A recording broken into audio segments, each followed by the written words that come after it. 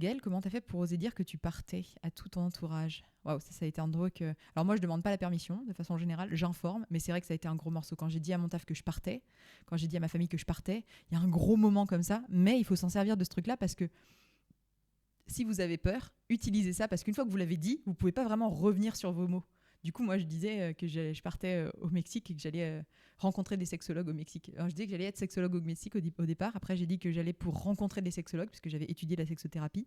Bref, je m'étais inventé un peu un truc où je me dis c'est pour ça que j'y vais. Au final, je l'ai fait. J'ai vraiment rencontré des sexothérapeutes et puis d'autres soignants au Mexique pour voir un peu l'état de la santé, mais c'était pas vraiment le but en soi. Donc, c'est un pas mal intéressant. Si vous avez un peu peur de comment vous allez l'annoncer aux gens, sachez que ça va vous donner du boost derrière parce que ça veut dire que le regard des autres compte. Donc ça va vous permettre aussi de ne pas flancher et d'aller jusqu'au bout. Parce que comme vous l'avez dit, faire marche arrière, ça va vous faire passer pour un débile. Donc moi, ça marche beaucoup. Je suis quelqu'un d'assez fier. Donc le fait de l'avoir dit, ça m'a un peu obligé à tenir ma parole, entre guillemets. Donc c'est un truc plutôt positif finalement.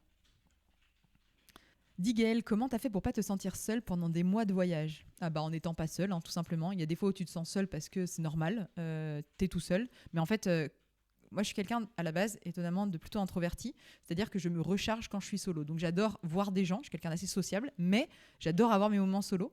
Et en fait, quand tu es en voyage, tu rencontres tellement de gens tout le temps dans les auberges, partout, que du coup, il y a trop de moments où tu as besoin d'être seule, enfin, moi, en tout cas, j'avais trop envie d'être seule. Donc, je me sentais seule et c'était plutôt cool. C'était ce que je cherchais. Je passais des journées entières. Je me faisais une petite cabane donc, dans les auberges, il y a des lits superposés. Toujours prendre celui du bas, hein, c'est la règle. Et puis tu peux te faire une petite cabane avec les couvertures que tu as ou bien la serviette de bain que tu as. Tu vois. Moi, je me suis fait une petite cabane comme ça avec une écharpe, un truc. Je me sentais dans mon petit cocon et je passais ma journée à lire. Je faisais ça de temps en temps, c'était génial. Oh, j'adorais trop ça. Mais en vrai, non, je suis pas restée seule. Je suis voyagée seule, le plan était seul, mais je suis jamais restée seule très longtemps. Non.